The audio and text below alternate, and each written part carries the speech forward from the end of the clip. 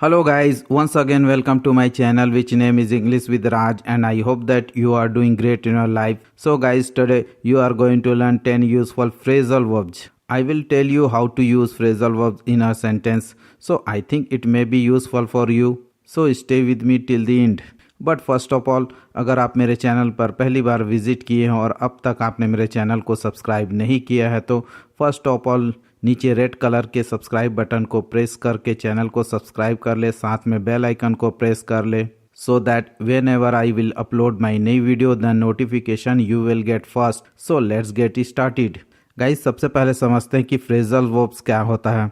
Guys, आप सभी को मालूम है कि वर्ब दो प्रकार के होते हैं. एक जो किसी सेंटेंस में एक्शन को शो करते हैं जिसे एक्शन वर्ब कहते हैं. दूसरा जो किसी सेंटेंस में सब्जेक्ट के स्टेट को बताता उसे स्टेटिव वर्ब कहते हैं. सो गाइज, जब किसी वर्ब के साथ कोई प्रीपोजिशन या एडवर्ब जुड़ा होता और जिसका सेपरेट मीनिंग निकलता उसे फ्रेजल वर्ब कहते हैं. For example, bring up. Bring up में ब्रिंग एक वर्ब है जिसका यूज़ लाना के सेंस में यूज़ किया जाता है, जबकि अप एक एडवर्ब है जिसका यूज़ ऊपर की ओर के सेंस में किया जाता है. बट जब इसे सेंटेंस में as a phrasal verb use किया जाता है तब इसे पालन पोषण करना के सेंस में यूज़ किया जाता है. चलिए एक और एग्जांपल देख लेते हैं. Sponge up. स्पंज अप में स्पंज एक वर्ब है जिसका यूज़ सोखना के सेंस में यूज़ किया जाता है, जबकि ऑफ एक एडवर्ब है जिसका यूज़ दूर अलग के सेंस में यूज़ किया जाता है. बट जब इसे सेंटेंस में as a phrasal verb use किया जाता है तब इसका यूज़ दूसरे के भरोसा जीने के सेंस में यूज़ किया जाता है. So guys, I hope that अब आप लोगों को फ्रेजल वर्ब का कॉन्सेप्ट क्लियर हो चुका होगा. तो चलिए सीखते हैं 10 useful phrasal verb. But first of all I would like to tell you about basic structure of a sentence. Guys, English बोलने का पैटर्न या बेसिक स्ट्रक्चर होता है subject plus verb plus object plus other words. Guys, अगर आपको English में एक sentence बोलना है तो सबसे पहले सब्जेक्ट को बोलना है, सब्जेक्ट के बाद हेल्पिंग वर्ब को. अगर सेंटेंस में हेल्पिंग वर्ब की रिक्वायरमेंट हो तो हेल्पिंग वर्ब के बाद मेन वर्ब को बोला जाता है, मेन वर्ब के बाद ऑब्जेक्ट को बोला जाता है. अगर सेंटेंस में ऑब्जेक्ट की रिक्वायरमेंट हो तो ऑब्जेक्ट के बाद अदर वर्ड्स को बोला जाता है. गाइज, मैंने सेंटेंस में सब्जेक्ट को ग्रीन कलर में, वर्ब को येलो कलर में, ऑब्जेक्ट को ब्लू कलर में और अदर वर्ड्स को भी मार्क कर दिया ताकि आप आसानी से समझ सकें. एंड गाइज, मैंने वर्ड्स के हिंदी उच्चारण को IPA इंटरनेशनल फोनेटिक अल्फ़ाबेट के अकॉर्डिंग शुद्ध उच्चारण में लिखा है. सो गाइज, आज का फर्स्ट वर्ड है स्पंज अप. स्पंज अप का यूज़ दूसरे के भरोसे जीना, दूसरे के सिर खाना.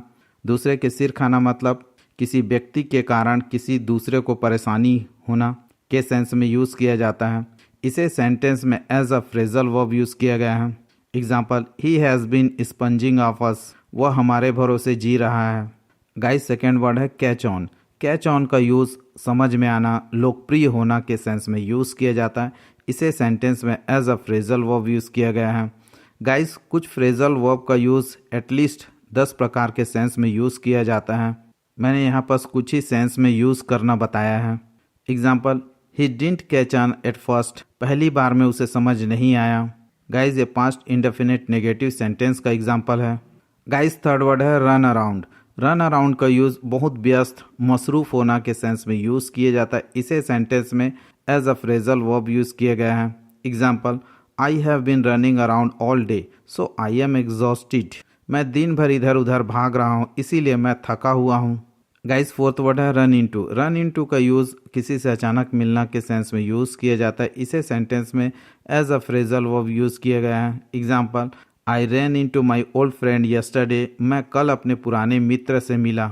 गाइज, फिफ्थ वर्ड है ब्रिंग अप. ब्रिंग अप का यूज़ परवरिश करना, पालन पोषण करना, पालना के सेंस में यूज़ किया जाता है. गाइज, इसे सेंटेंस में एज अ नाउन यूज़ किया गया है.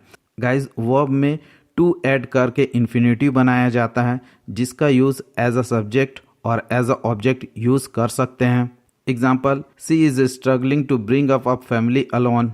वह अकेले परिवार का पालन पोषण के लिए संघर्ष कर रही है.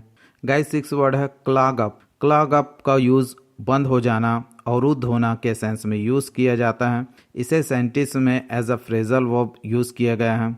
Example, the water pipe is clogged up. पानी का पाइप जाम हो गया है. गाइस, सेवन वर्ड है ब्रिंग ऑन. ब्रिंग ऑन का यूज बढ़ना, उत्पन्न करना, प्रारंभ करना के सेंस में यूज किया जाता है। इसे सेंटेंस में as a phrasal verb use किया गया है। Example, the timely rain will certainly bring on the crops. समय पर बारिश होने से निश्चित रूप से फसलें बढ़ेंगे। गाइज 8 वर्ड है प्रॉप अप। प्रॉप अप का यूज समर्थन करना, सहारा देना के सेंस में यूज किया जाता है। इसे सेंटेंस में as a phrasal verb use किया गया है। Example, we should prop up poor students. हमें गरीब छात्रों को सहारा देना चाहिए। गाइज 9 वर्ड है स्ट्राइक ऑफ। स्ट्राइक ऑफ का यूज काट देना के सेंस में यूज किया जाता है। इसे सेंटेंस में एज अ नाउन यूज किया गया है। Example, the committee has decided to strike off his name from the list. समिति ने उनका नाम सूची से हटाने का निर्णय लिया है। सो गाइज आज का लास्ट वर्ड है रोप इन। रोप इन का यूज राजी करना, मनाना के सेंस में यूज किया जाता है। इसे सेंटेंस में as a phrasal verb use किया गया है। Example, we have roped in him to get married. हमने उसे शादी के लिए राजी कर लिया है। So guys I expect that this word are useful for you and I expect that you liked it. If you feel that these words are useful for you, so please like, subscribe and share with others because it may be useful for others. So guys, keep practicing, have fun and at least create one sentence and send it in the comment section. So I will see you in next video. Bye.